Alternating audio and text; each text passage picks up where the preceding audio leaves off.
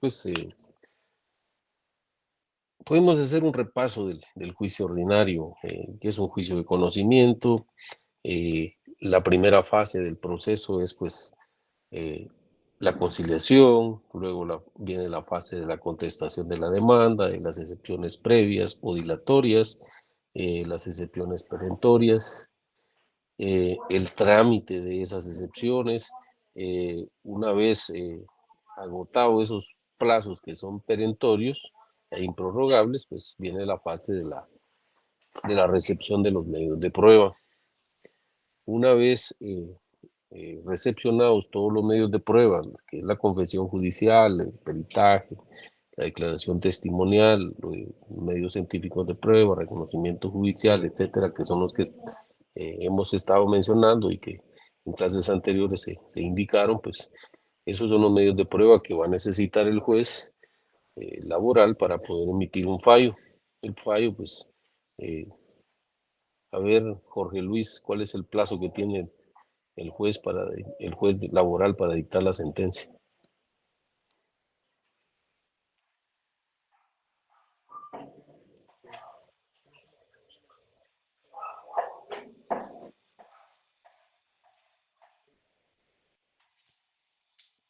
María Inés, ¿qué dice usted?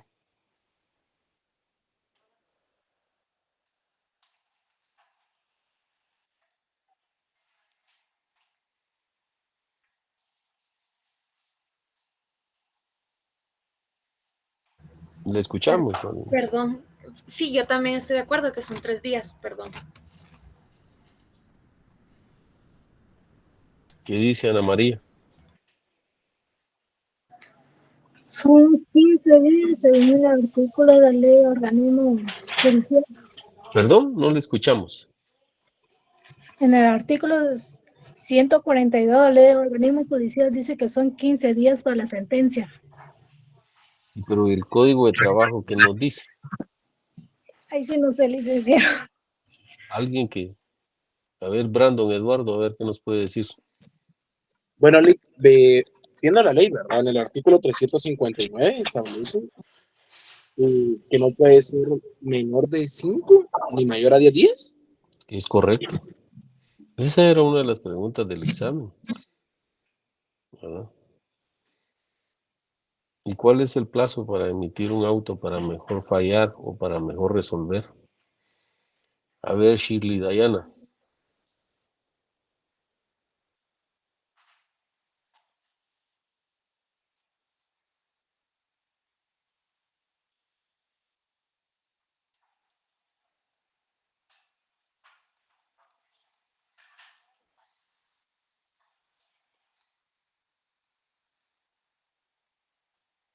Le escuchamos, Shirley.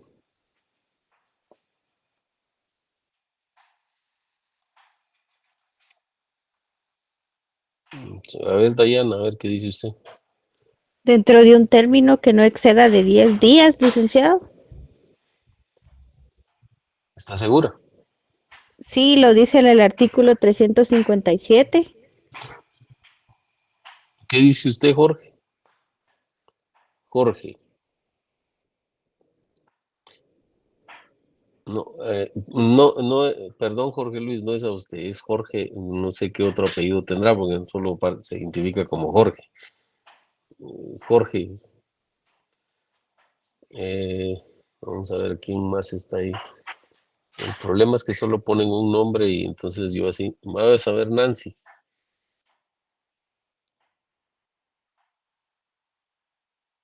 Sí, No sé correcto. si es a mí, pero Correcto. son que no exceda 10 días y está fundamentado en el artículo 357 del Código de Trabajo. Léanlo, por favor. Dice el artículo 357. Los tribunales de trabajo y previsión social tienen la facultad para practicar de oficio o a instancia de parte legítima por una sola vez antes de dictar sentencia y para mejor proveer cualquier diligencia de prueba pertinente, decretar que traiga a la vista cualquier documento o actuación que crea conveniente u ordenar la práctica de cualquier reconocimiento o avalúo que estime indispensable, La práctica de esta diligencia únicamente tendrá por objeto aclarar situaciones dudosas y en ningún caso deberá servir para aportar pruebas a las partes del juicio. Deberá practicarse dentro de un término que no exceda de 10 días, en la cual se señala la audiencia o audiencias que sean necesarias con citación de las partes, contra las resoluciones para mejor fallar o contar con las que denieguen, no admitirá recurso alguno. Ahora le pregunto a la general a ver quién me levanta la mano. ¿Procede el recurso de apelación en contra de la resolución que emitió el juez laboral dictando un auto para mejor fallar o para mayor resolver? ¿Qué dice usted, Gabriela? Gabriela Elizabeth. Buenas noches, Lic. Procedería según el artículo 365 del Código de Trabajo. Léalo a ver qué dice.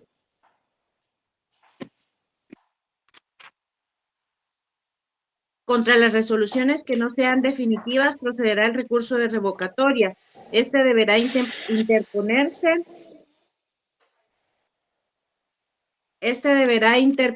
en el momento de la resolución si la misma hubiere sido dictada durante una audiencia o diligencia y dentro de 24 horas de notificada una resolución, cuando ésta hubiere sido dictada por el tribunal sin la presencia de las partes. Podrá interponerse el recurso de nulidad contra los actos y procedimientos en que se infrinja la ley cuando no sea procedente el recurso de apelación.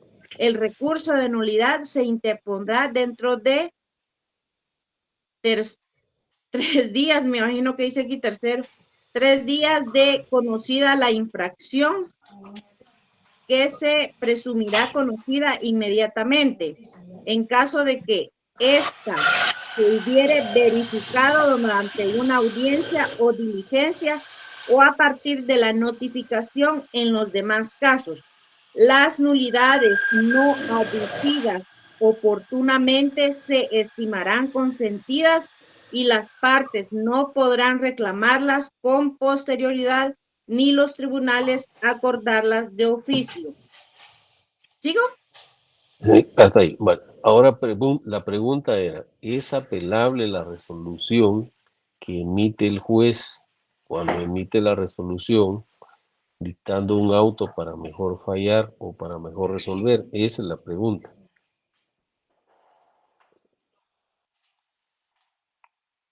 Es apelable. Sí, es apelable. Pero el 362 que acabamos de leer, creo que dice que no es apelable, que no Perdón. procede. Dice que no procede recurso de apelación. Únicamente lo que procede es la revocatoria y la nulidad. Y la nulidad, sí es cierto. Es lo único que procede. Entonces eso, miren, ¿por qué les explico esto? Para que lo tengan presente y que digo que no pasen como Juan por su casa. Ustedes son los futuros profesionales que estamos preparando y como tal deben de salir preparados, porque después salen de la facultad y lo primero que es que eso no me lo enseñaron. Lo que pasa es que uno les explica las cosas. Tal vez si me paga su micrófono, Gabriela, perdone. Porque estamos escuchando algo que no nos interesa a nosotros. Uno de los problemas es que cuando se sale o se cierra el pensum de estudios, muchos no saben ni por dónde empezar para empezar a estudiar su privado. Y eso les digo, es lamentable, pues, y por eso es que muchas veces se acuden a esas famosas escuelas que salieron al rescate de los alumnos que van a pagar para que les enseñen, porque esa es la palabra, para que les dejen tareas y que puedan estudiar. Y entonces muchos dicen, es que solo así me obligo a estudiar. Pues si acaso que le ponen un arma a uno para que estudie, ¿no? Sí, aquí estamos por voluntad propia, ¿verdad? Así como cuando se va uno al casamiento, es por voluntad propia, no le ponen un arma o le ponen algo para que dígame, acepta o no acepta, ¿no? Simplemente el notario les pregunta, ¿acepta usted a fulano de tal como su legítima esposa? Y a la inversa, a la fémina o a la dama le pregunta si acepta a él como su legítimo esposo. O sea, a nadie. Recuérdense que esos matrimonios bajo ese concepto son nulos, ¿verdad? De pleno derecho. Pero bueno, volviendo al punto. O sea, prepárense, estudien y se van a dar cuenta que el resultado lo van a ver al final del camino. ¿Por qué les digo al final del camino? Porque todos los días van a tener que seguir estudiando. Cuando ustedes se gradúen y quieran ejercer la profesión, van a tener que estudiar los casos para poder apoyar y resolverle el problema que su cliente les fue a requerir, por los cuales fue a requerir sus servicios profesionales. Y entonces, ¿qué le van a decir? Es que fíjese que eso no me lo enseñaron o eso no lo he estudiado. O sea, un profesional no puede decir eso ante su cliente, porque si no, ¿qué es lo que va a pensar él? Recuerden que si ustedes no asesoran de una manera adecuada y profesional a su cliente, pues existen los daños y perjuicios que se le pueden ocasionar. Una mala asesoría puede provocar daños irreparables. Entonces, por eso es que deben de prepararse para el futuro. Y les mencionaba la frase esa célebre de Eduardo Couture, que dice que abogado que no estudia cada día es menos abogado, ¿verdad? Entonces, sí los motivo, los insto para que se preparen todos los días. Una vez dictada la sentencia de primer grado, como se le llama, o la primera instancia, lo que procede es el recurso de apelación. ¿Para qué? Para que la sala en segundo grado conozca esa sentencia que emitió el juez de primera instancia. ¿Cuáles son las facultades que va a tener esa sala? Va a confirmar, modificar o revocar la sentencia, ya sea total o parcialmente. ¿Por qué? Porque son aspectos que a veces no fueron tocados por el juez. Y recuérdense que en lo laboral el juez muchas veces actúa de oficio, porque la misma ley le da esa facultad para resolver las pretensiones, porque ahí es donde descansa la frase de la tutelaridad del trabajo. Está regulado en el artículo 106 de la Constitución Política de Guatemala. Entonces, son aspectos que ustedes deben de conocer. Una vez que sube en apelación la sentencia de primer grado, pues le concede un plazo para que se manifieste y haga valer sus agravios de su inconformidad con la sentencia. Una vez evacuadas esas audiencias, van a señalar la vista y oportunamente va a dictar la sentencia, como les repito, ya sea confirmando, modificando o revocando la misma. Esa sentencia tiene que notificarle a todos los sujetos procesales. Ahora les pregunto, ¿quiénes son los sujetos procesales dentro del proceso laboral?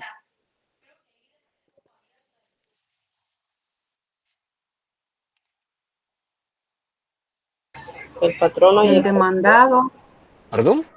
El actor y el el patrono y el demandado, trabajador. Que hable solo uno porque a todos no les puedo escuchar a la el vez. demandado o actor y el demandante.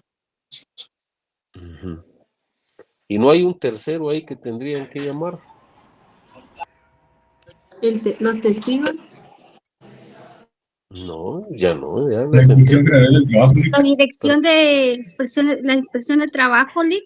es correcto. La inspección siempre va a ser parte dentro del proceso laboral, ¿verdad? Bueno, como consecuencia de eso,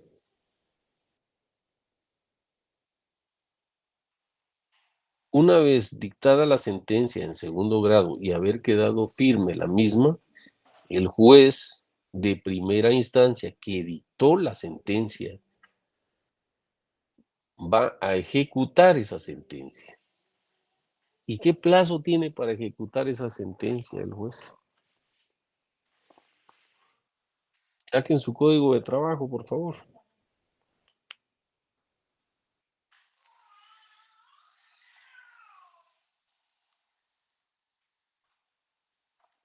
¿Ya lo encontraron? Artículo 425. Competente juez agudis. Artículo 425. Debe ejecutar la sentencia del juez que la dictó en primera instancia.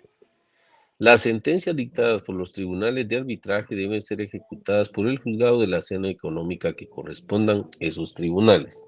Es decir, que esa sentencia ordinaria que emitió el juez de primera instancia del juzgado laboral, él mismo la tiene que ejecutar. ¿Y qué es lo que va a cobrar o qué va a ejecutar en esa sentencia? A ver, Alan, Eduardo.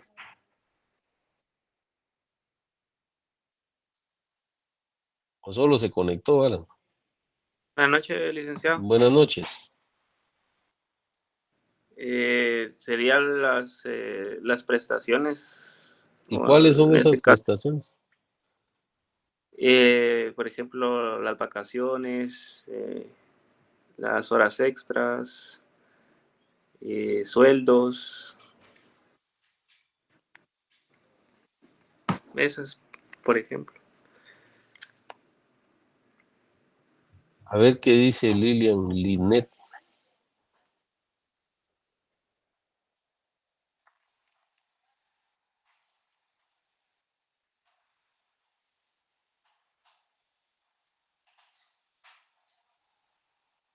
Yo creo que no está conectada. Lucas Leobardo creo que es su nombre, ¿verdad?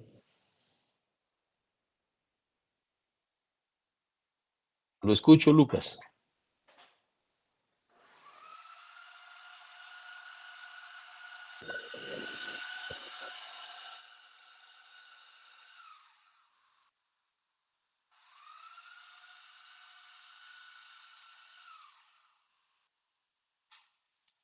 Jorge Luis, dígame.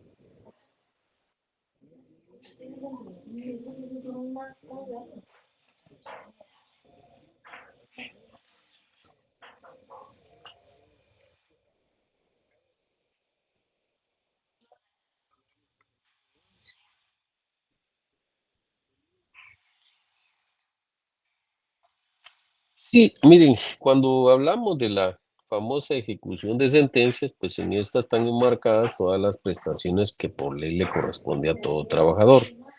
Llámese estas salarios, aguinaldo, vacaciones, bono 14 e inclusive la indemnización si fuera necesario, ¿verdad? De acuerdo a las pretensiones que se hayan pedido en esa sentencia.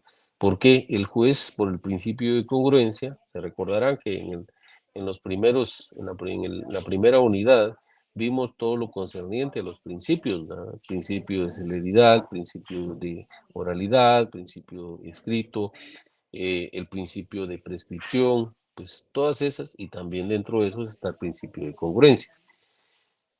¿Por qué traemos a colación el principio de congruencia? Porque el juez debe ser congruente entre lo pedido y lo resuelto. Como consecuencia, esa sentencia debe de tener el contenido de las reclamaciones que el propio trabajador hizo en su memorial de demanda o escrito inicial, ¿verdad? Entonces, esas prestaciones son las que va a reclamar. E inclusive si hubieran unas ventajas económicas, pues también las puede reclamar, que el otro día en la clase presencial, pues yo les mencionaba algunas de esas prestaciones que son las que normalmente se cobran. ¿Por qué? Porque pues ya hay una sentencia, que ya hay una condena y ordenó el juez y la parte demandada es la obligada a pagar esas prestaciones que por ley le corresponden, ¿verdad?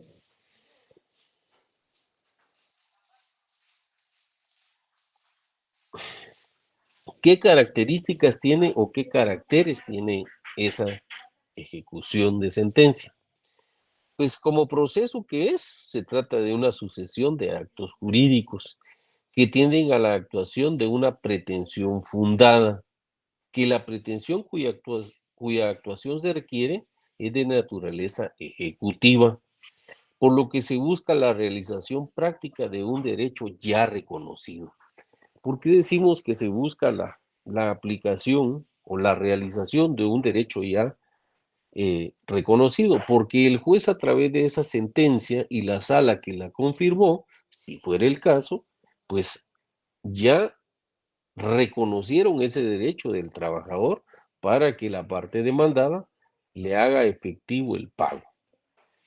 En algunos casos, y eso tienen que tenerlo presente de acuerdo al régimen que cada una de las instituciones maneja, por ejemplo, la Policía Nacional Civil, pues tienen un reglamento interno, ¿verdad, Gabriela? Según platicábamos el otro día, lo que me preguntaba si era si era reintegro o era una reinstalación, los términos, ¿verdad? En el tema de la policía, en la ley de servicio o reglamento, no sé qué es lo que tienen ustedes como procedimiento para los agentes de la Policía Nacional, es un reglamento el que rige para ustedes en ese sentido, ¿verdad? ¿Es así o no, Gabriel?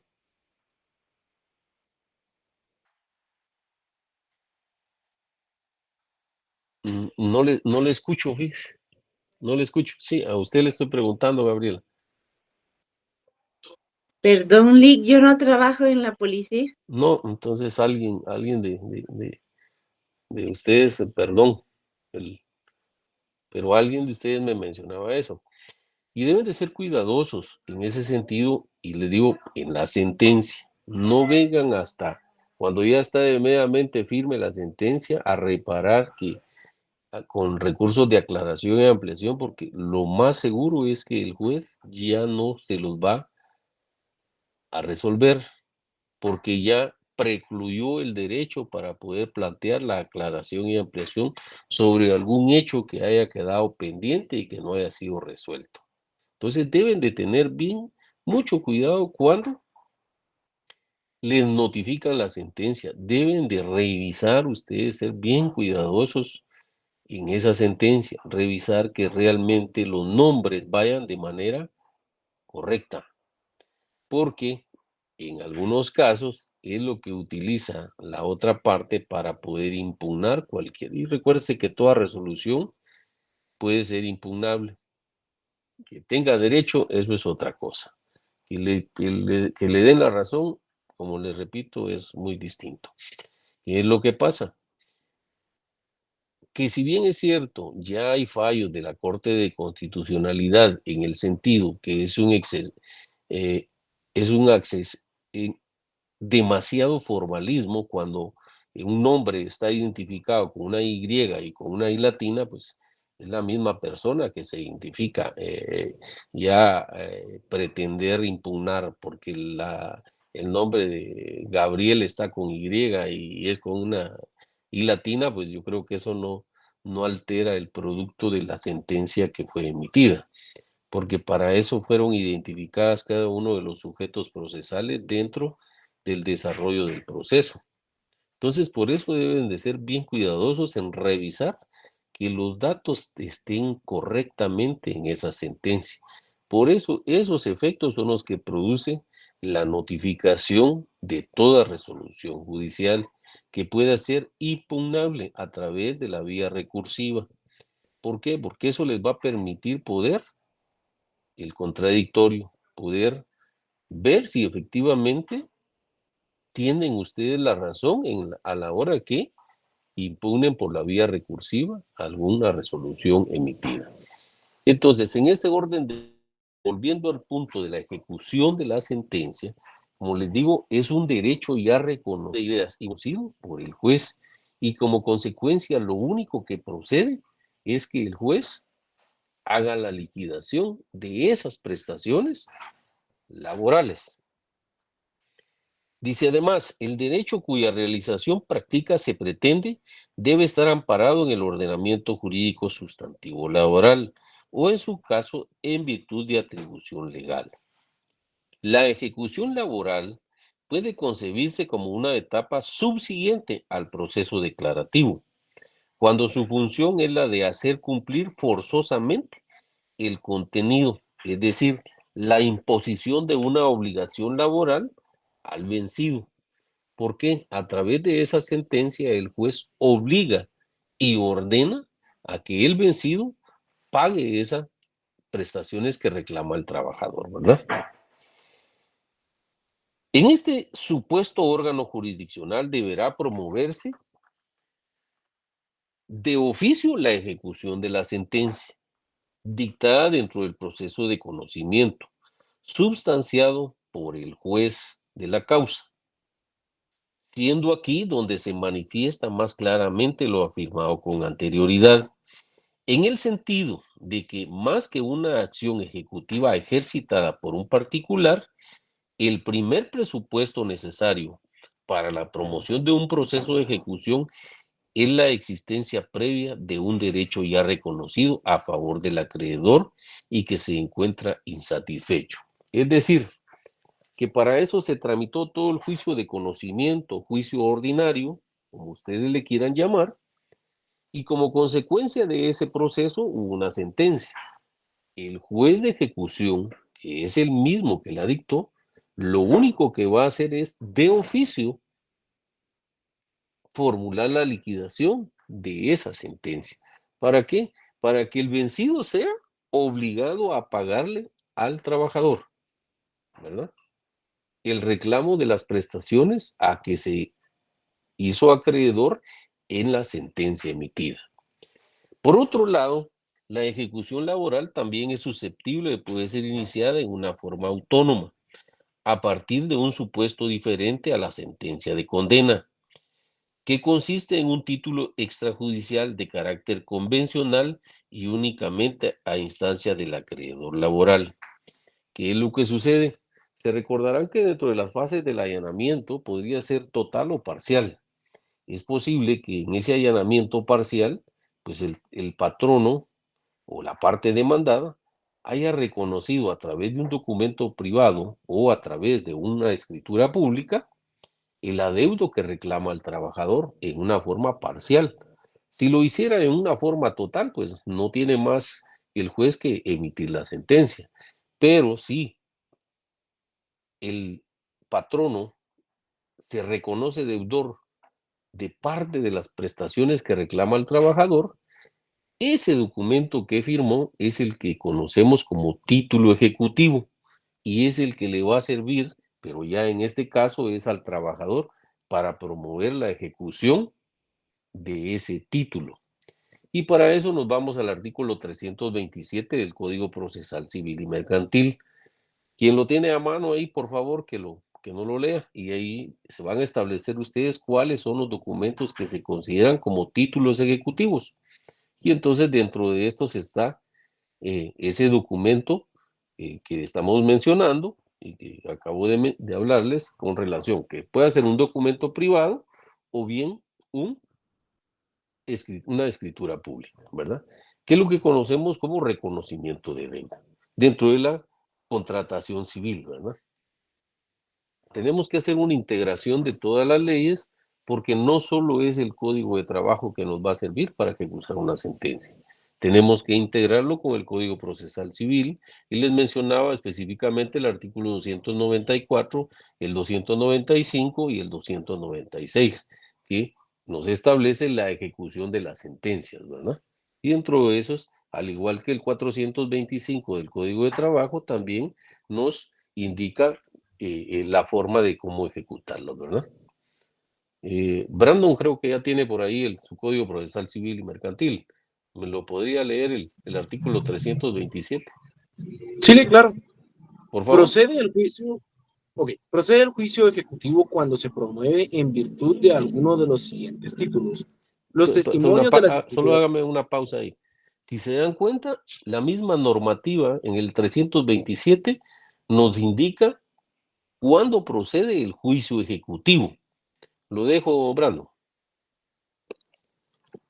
Los testimonios de las escrituras públicas, la confesión del deudor prestada judicialmente, así como la confesión fictada cuando hubiere un principio de prueba por escrito, los documentos privados suscritos por el obligado o por su representante y reconocidos, o que se tengan por reconocidos ante el juez competente, de acuerdo con lo dispuesto en los artículos 98 y 184, y los documentos privados con legalización notarial.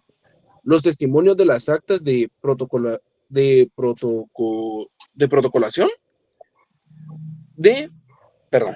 protocolación de protestas de documentos mercantiles y bancarios, a los propios documentos si no fuere legalmente necesario el protesto. Acta notarial en la que conste el saldo que existiere en contra del deudor, de acuerdo con los libros de contabilidad llevados de forma legal, las pólizas de seguro, de ahorros y fianzas, y los títulos de capitalización que sean extendidos por entidades legalmente autorizadas para operar en el país. Toda clase de documentos que no, por disposiciones especiales, tengan fuerza ejecutiva. O sea, si hacemos una integración de ese artículo 327 del Código Procesal Civil aunado al 425 del Código de Trabajo, pues al hacer integración de ahí podemos extraer cuál es el título ejecutivo para poder demandar. La confesión judicial, dice, ¿verdad? La confesión prestada por el representante legal del demandado, etcétera. ¿Y por qué? Porque también existe dentro del proceso civil y mercantil lo que conocemos como pruebas anticipadas, ¿verdad? Creo que ustedes están viendo algo referente a eso dentro del procesal civil 1 que están llevando, si no me equivoco, ¿verdad? ¿O no están llevando todavía procesal civil? Sí, licenciado. Sí, ya lo tendrían que estar llevando. Ah, Si no. ese es procesal civil 1, sí, ya lo están cursando en el séptimo semestre. Que solo han hablado del juicio ordinario, juicio conocimiento. De eso es lo que, de lo Sí, lo único que se han... llevamos. Entonces, no, por eso les digo, hay que hacer una integración de todas las leyes. En este caso, pues, la misma normativa del 425 nos dice cómo ejecutar la sentencia y cuál es el título ejecutivo. Para eso nos vamos al artículo 327 del Código Procesal Civil y Mercantil, y entonces ahí mismo establece que la confesión judicial prestada, dice, los documentos privados con firma legalizada, las escrituras públicas, etcétera, y los demás documentos que se mencionan en el mismo artículo 327. Esto le sirve como base o como título ejecutivo al trabajador para poder reclamar esa suma que él ha pretendido ante el juez laboral, ¿verdad? Entonces, después de enumerar estas características que hemos mencionado, puedo decir lo siguiente. Consideramos al proceso de ejecución como aquella etapa subsiguiente al proceso declarativo, por medio del cual se busca la realización práctica de un hecho, ya reconocido en sentencia de condena y amparado por la ley, cuando el obligado no la satisface voluntariamente. Recuérdense que estas sentencias llegan a ese punto porque precisamente el trabajador se ve en la periosa necesidad de tramitar ese juicio ordinario, oral laboral, para que le paguen sus prestaciones. ¿Por qué? Por el impago que ha hecho la parte patronal. Porque si el patrono, al momento que se le notifica la demanda, él se allana y le paga, ahí se termina el proceso. Pero a contrario sensu, muchas veces, y si no, me atrevería a decir que el 80% de las demandas es precisamente por el impago que sufre trabajador. Podrá haber un porcentaje, así yo solo estoy parafraseando más o menos, de un 20% puede haber allanamiento, que pueden llegar a un arreglo directo a través, ya sea en la vía conciliatoria o bien ante el órgano jurisdiccional respectivo. Pero esos son casos excepcionales, cuando hay una buena disposición del patrono en pagarle. Sí, por ahí alguien me mencionaba el artículo 294, sí, pero esa es la ejecución de sentencias en la vía de apremio. Yo específicamente, Jorge creo que fue el que escribió por ahí. Yo me estoy refiriendo a los títulos que se crean dentro del proceso, porque el 425 del Código de Trabajo dice que los documentos que hayan sido firmados por las partes dentro del proceso. Y por eso les mencionaba el famoso allanamiento que puede ser total o parcial. Si fuera parcial, es el extracto que estamos mencionando y que es el título ejecutivo que va a tener el trabajador en ese momento, a salvo, dejando a salvo las demás prestaciones a que tiene derecho y que le está reclamando, pero el patrono únicamente está reconociendo una parte. Las demás son las que el juez le va a decir en la sentencia si proceden o no, pero ya el trabajador ya va a tener un documento con el cual va a hacer valer ese derecho. Del 294 hablamos de la ejecución de la sentencia. Pero yo solo estoy hablando del artículo 327, que es el juicio ejecutivo, no la ejecución de la sentencia, que son dos caracteres distintos, ¿verdad? No los vayan a confundir, ¿verdad? Para la parte procesal del Código de Trabajo, encontramos la disposición especial contenida en el artículo 326, la cual prescribe que, para el caso de omisión de procedimientos, se aplicarán supletoriamente las disposiciones del Código Procesal Civil y Mercantil y, además, la ley del organismo judicial, a fin de subsanarlas, siempre y cuando no contraríen su texto y los principios procesales que lo impidan. Es decir, que dicho precepto norma la integración de la ley procesal laboral en forma general y por consiguiente será aplicable a los diferentes tipos procesales de trabajo, juicio ordinario, proceso de ejecución y procesos colectivos, ¿verdad? O sea, a eso es que se refiere el artículo 326. Dice, específicamente dentro del procedimiento ejecutivo laboral tenemos la disposición que ya hemos mencionado, que es el artículo 428. Dice, la que refiere nos refiere a la misma norma, al 326. Nos hace deducir que lo no previsto dentro de la ejecución laboral deberá ser resuelto por el juez aplicando supletoriamente el trámite del procedimiento ejecutivo civil y mercantil. En consecuencia, dentro del derecho procesal laboral guatemalteco, es un derecho supletorio. Se recordarán que esa era una de las características que mencionamos desde un inicio, que el derecho laboral es supletorio. ¿Por qué? Se tiene que integrar por la ley del organismo judicial y el Código Procesal Civil cuando no existe un procedimiento específico dentro del ordenamiento adjetivo del Código de Trabajo. Es que uno de los mayores problemas que ha tenido el sistema laboral, o el derecho laboral como tal, es que no tiene un código procesal. En el mismo código están integrados los dos, tanto la parte sustantiva como la parte adjetiva. ¿Por qué lo hicieron así los legisladores? No me pregunten a mí, porque no soy legislador ni tampoco fui uno de los creadores de ese proyecto de iniciativa de ley. Simplemente en ese entonces así lo introdujeron como ley vigente y al día de hoy pues es nuestra misma ley laboral que seguimos aplicando.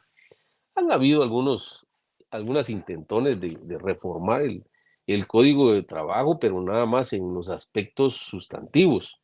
En la parte procesal, algunas cosas, pero muy mínimas. Sin embargo, no tiene un ordenamiento como lo tiene el Código Civil y el Código Procesal Civil, ¿verdad? El Código Civil sabemos perfectamente que tenemos la parte sustantiva y en el Código Procesal Civil y Mercantil tenemos la parte procesal. En cambio, en el Código Laboral o Código de Trabajo, en una misma normativa o un mismo cuerpo tenemos la integración de las dos normas estas, tanto sustantiva como la procesal.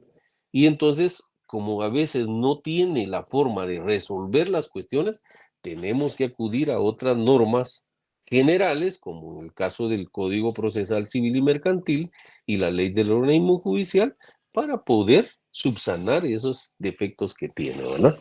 Más adelante creo que puede surgir, según lo que he sabido, que le digo, han presentado algunos proyectos, pero que al final no llegan ni a iniciativa y como consecuencia no se les puede dar una mayor importancia hasta que no entren en vigencia por parte del organismo legislativo, ¿verdad?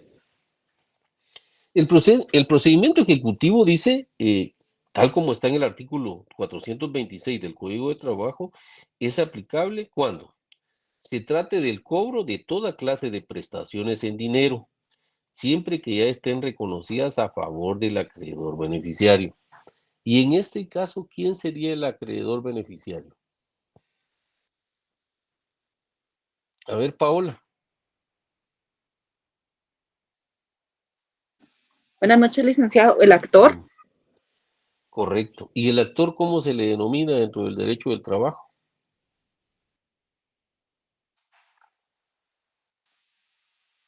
¿O con qué nombre lo conocemos al actor? Ay, no recuerdo ahorita, licenciado. ¿Usted es trabajadora? No, ahorita no estoy trabajando. Ah, trabajado. Pero, bueno, sí es trabajador.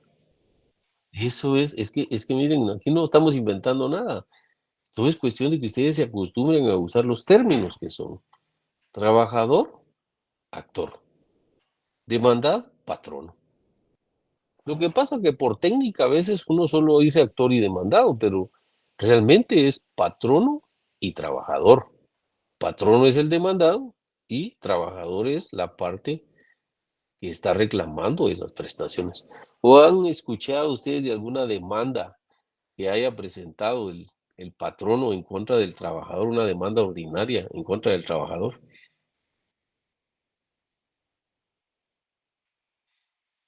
¿Por qué no lo hace? Porque lo primero que hacen es que se van al famoso juicio punitivo o juicio laboral, cuando le quiere imputar una falta para luego promover y la terminación del contrato. En esos casos, pero son casos bien específicos y tiene que probar el, el, el- el patrono, pues no va a presentar una demanda para hacer, entonces mejor, lo más fácil para el patrono es, mira, te voy a despedir, y lo despide. Entonces normalmente el perjudicado es el trabajador. Él no va a ir a contratar a un abogado para presentarle la demanda ordinaria, no, no le interesa, si él es el dueño de la empresa, del negocio, qué sé yo, y le dice, mira, ya no te presentes a trabajar porque ya no trabajas para mí. No necesita presentar, en cambio el trabajador sí, tiene que acudir ante el órgano jurisdiccional a reclamar esas prestaciones y que el juez en la sentencia le declare ese derecho que le asiste, ¿verdad? El segundo aspecto es el reconocimiento anterior.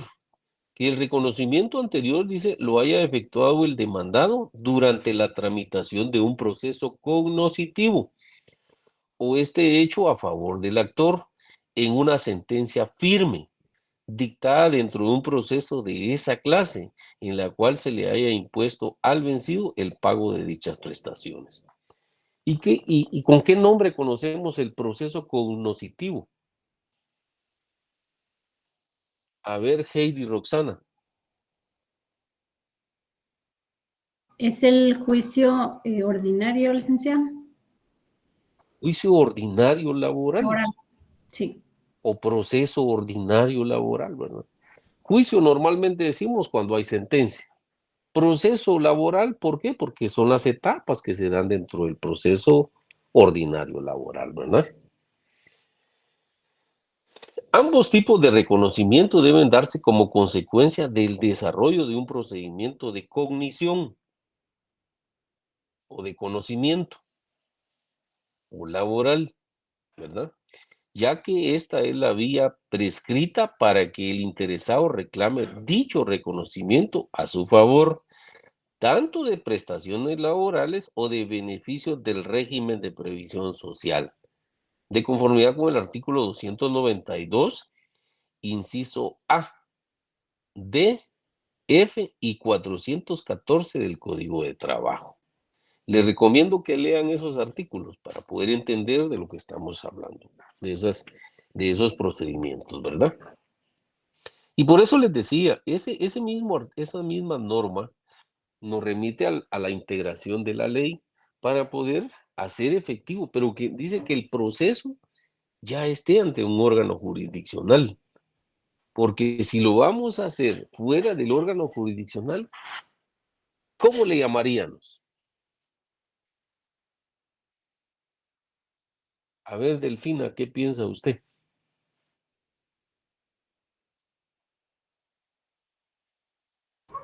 Ese es un ¿Usted arreglo cree? particular que hace entre patrono y trabajador. Correcto. Se llama arreglo extrajudicial, porque está fuera del órgano jurisdiccional. Por eso se llama arreglo extrajudicial, ¿verdad? Y entonces, pues las dos partes de común acuerdo van y firman el documento para poder hacer, permítame un momentito, para poder hacer ese pago de esas prestaciones, ¿verdad? En ese orden de ideas, pues, si se dan cuenta, el proceso laboral es muy bonito. Cuando ya conocemos cada una de sus instituciones, a estas alturas ustedes ya deben de conocer cada una de las instituciones que hemos hablado, ¿verdad? Porque si se dan cuenta, todo el programa o todas las unidades que hemos visto, pues siempre nos menciona del proceso laboral. ¿Y por qué? Porque es un proceso, son etapas que se vienen dando hasta finalmente culminar con una sentencia. Y todavía estamos retrotrayendo a etapas que ya hemos visto porque estamos mencionando la ejecución de esa sentencia. Es decir, cómo se va a ejecutar esa sentencia que se emitió, ¿verdad? Pero los aspectos que debemos de calificar es decir, que haga prueba por sí mismo. Es decir, que no haya necesidad de complementarlo con algún reconocimiento. 2, que mediante él se pruebe la existencia en contra de la persona que va a ser demandada y al momento de instaurar el juicio, de una obligación de dar, hacer o no hacer, que si la misma consiste en pagar una cantidad de dinero, sea líquida y exigible, y si consiste en la entrega de otra cosa, que ésta sea cierta y determinada. Es decir, que eso exista, que no sea solo, fíjese que le voy a construir un castillo en el aire y yo de eso me voy a reconocer deudor. Eso no existe, porque no existen castillos en el aire, ¿verdad? Contrario a eso sería, mire, yo le voy a pagar con este bien y con este bien mueble, que es un vehículo modelo 2015, 2020, yo con eso le voy a pagar y entonces ahí se da por bien pagado el trabajador, siempre y cuando lo acepte, ¿verdad? Por eso a eso se refiere este aspecto que les acabo de mencionar, dice que mediante él se pruebe la existencia en contra de la persona que va a ser demandada. Él no puede venir a ofrecer un vehículo del cual él no es propietario. ¿Y cómo va a acreditar la propiedad y preexistencia de ese vehículo o de ese bien mueble?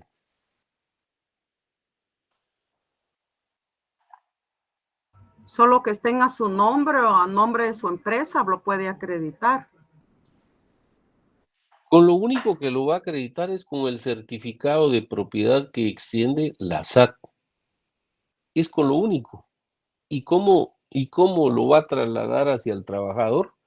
Endosándolo a través del endoso, que pues automáticamente una vez firmado ante un notario por ambos sujetos procesales, automáticamente ese vehículo, siempre que pague los impuestos que por ley le corresponden para hacer esos traspasos, pues pasará a ser propiedad del trabajador. Y entonces ahí ya podemos mezclar o integrar un derecho civil, ¿verdad? Bienes muebles, ¿verdad? En este caso, un vehículo, ¿verdad? El código de trabajo, perdón, y que la prestación sea lícita. Ese es otra de los aspectos que me había pasado por alto, pero ahorita lo menciono. Que la prestación sea lícita. O sea, usted no va a comprometer una cantidad o se va a reconocer deuda por una cantidad que sea de procedencia ilícita, ¿verdad? Ahora regresemos al derecho civil. ¿Cuáles son los requisitos esenciales del negocio jurídico? Que sea Eso ya lo lícito. vieron ustedes. ¿Perdón? Que sea Ese es lícito. uno. ¿Quién me lee el artículo 1251 del Código Civil? ¿Quién tiene por ahí su Código Civil? Vamos a ver, Delfina.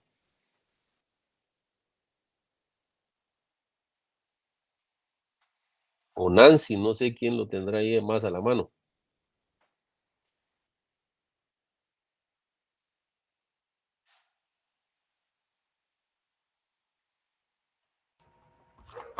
(1251) Ujú, dice de la declaración de voluntad. ujú. Artículo 1251. El negocio jurídico requiere para su validez capacidad legal del sujeto que declara su voluntad, consentimiento que no adolezca de vicio y objeto lícito. Ahí está, miren. Ahí integramos con, miren, una obligación dentro de una cuestión laboral. Estamos integrándolo porque él dice que el negocio jurídico para su validez es que las partes sean capaces, ¿verdad? Que sea de procedencia lícita, la voluntad de las partes. Estos son los requisitos esenciales del negocio jurídico. Son aspectos que ustedes debieron de haber visto y deben de saber porque ya cursaron Derecho Civil 3 y Derecho Civil 4. ¿Me equivoco o no? Pasaron de noche, ¿verdad? Pasaron de noche. ¿Y saben por qué? Porque no estudian, no se mantienen actualizados en el aprendizaje, ¿verdad? Esos son los factores que después influyen en el resultado de un examen, ¿verdad? Si no se estudia, solo me hace favor, Delfina, de apagar su micrófono, por favor. Dice, el Código de Trabajo específicamente señala 2 momentos procesales durante los cuales el demandado puede reconocer a favor del actor prestaciones o beneficios. Solo 2 aspectos son. 1, al contestar la demanda, allanándose, ¿verdad? Ya sea total o parcialmente a la misma, de conformidad con el artículo 340, último párrafo del Código de Trabajo. Y 2, al diligenciarse la prueba de confesión judicial, aceptando expresamente todas o algunas de las reclamaciones formuladas al afirmar la veracidad de los hechos que las fundamentan. Artículo 354, último párrafo. Esos 2 momentos son los únicos que se pueden reconocer para poder el patrono aceptar el arreglo a través de esas 2 vías, pero que ya el proceso esté iniciado. ¿Y en qué etapa lo puede hacer? Aquí nos lo mencionan, ¿no? Al momento de contestar la demanda, ya sea allanándose, ya sea total o parcialmente a la misma. Y la otra es que a través de la confesión judicial, pues manifieste él en las respuestas que le dé al interrogatorio o al pliego de posiciones que le formule el juez, por supuesto, a través de la plica que ya fue presentada por parte del trabajador. Diga si es cierto que el señor X es trabajador de su empresa desde el año 1998. La respuesta tiene que ser de dos formas, en sentido afirmativo o en sentido negativo. Esa es las únicas dos respuestas que puede dar. Por supuesto, puede responder sí y pues agregar lo que él considere pertinente a su derecho, ¿verdad? Pero él primero tiene que responder, porque para eso es la confesión judicial, ¿verdad? Para eso se le citó, para que él llene y preste su declaración ante el órgano jurisdiccional y a través de esa forma pueda responder. Diga si es cierto que usted le adeuda el pago de la indemnización al señor XX desde el año 1998 hasta la presente fecha, llámese el día de hoy, pues la respuesta tiene que ser sí o no. Puede ser que él puede decir sí, pero yo ya le cancelé hasta el año 2020, tal como lo acredito con el documento privado con firma legalizada que me permito adjuntar a la presente declaración. Esa es la forma de poder aceptar un allanamiento parcial, ¿verdad? ¿Por qué? Porque el juez, a través de la respuesta que el patrono dio, está reconociéndose que él sí le adeuda, pero únicamente hasta la fecha que dice el documento. Por supuesto, ese mismo documento puede hacer que el trabajador diga, eso no es cierto. Entonces tiene el derecho, el trabajador, de impugnar ese documento, ¿verdad? Por eso les mencionaba el artículo 186 del Código Procesal Civil y Mercantil, que establece que todo documento es auténtico, ¿sí? Que es la famosa prueba legal o tasada. ¿Por qué? Porque eso ya está probado, salvo la facultad que tienen las partes de redarguirlo de nulidad o falsedad. Pero eso es un derecho que yo tengo. Puede ser que el patrono diga, mire, si yo ya le pagué, sí, pero resulta que esa firma que está calzada en ese documento no corresponda al trabajador. Entonces, yo como trabajador tengo el derecho de impugnar ese documento por ser, ¿qué elemento es el que hace falta ahí en ese documento? Lo acabamos de mencionar. En el artículo 1251 lo acabamos de mencionar del Código Civil. No. Qué lícito que nosotros negociemos, eso no es ilícito. Porque no hay consentimiento. Precisamente el trabajador dice, mire, esa no es mi firma.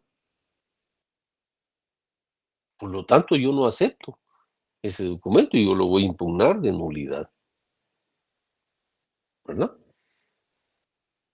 Entonces, son aspectos que debemos de conocerlo, pero también tenemos que estudiarlo para poderlo comprender, ¿verdad? El último párrafo del artículo 426 del Código de Trabajo establece, en cuanto a las obligaciones de hacer, no hacer o entregar cosa determinada, se estará a lo que disponen los siguientes artículos. Anótenlos. 862, 863, 864, 869 y 870.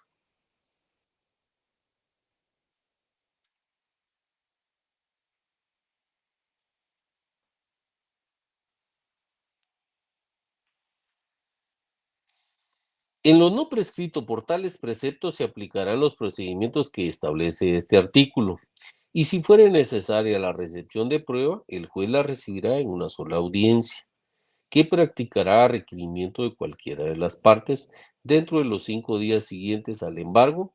Debe entenderse, dice, que las normas aplicables supletoriamente son las contenidas en los siguientes artículos. Anótenlos. 336 al 339 del Código Procesal Civil y Mercantil.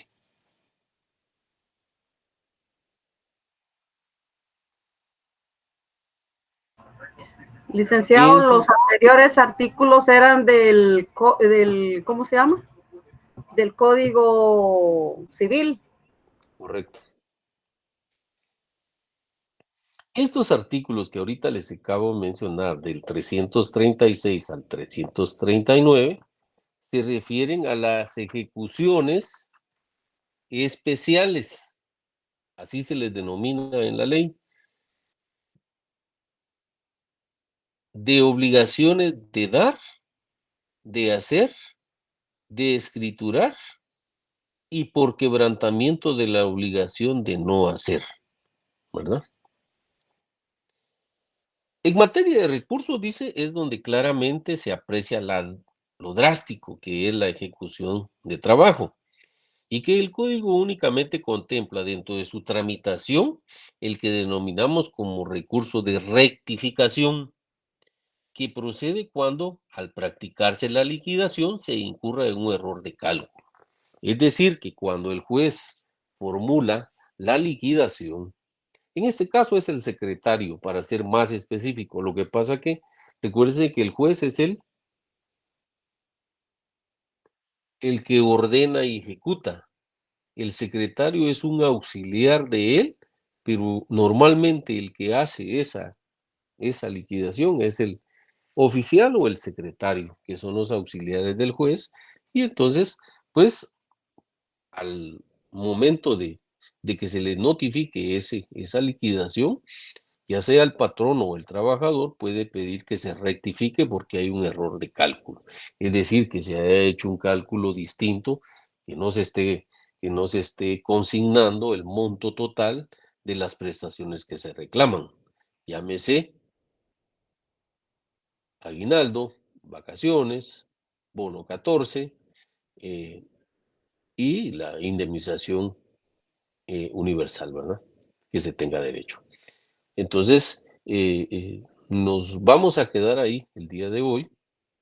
Sí les ruego que por favor lean específicamente esos artículos que les mencioné, ¿verdad? Porque es bien importante que los estudien, que los lean para que podamos entendernos de una mejor manera y comprender cuando se da la clase magistral, ¿verdad? Que tengan buena noche y nos saludamos el día miércoles nuevamente, primero Dios. ¿Verdad? Feliz noche, licenciado. Feliz Gracias, noche. licenciado. Feliz noche. Feliz Feliz noche. Feliz noche a todos.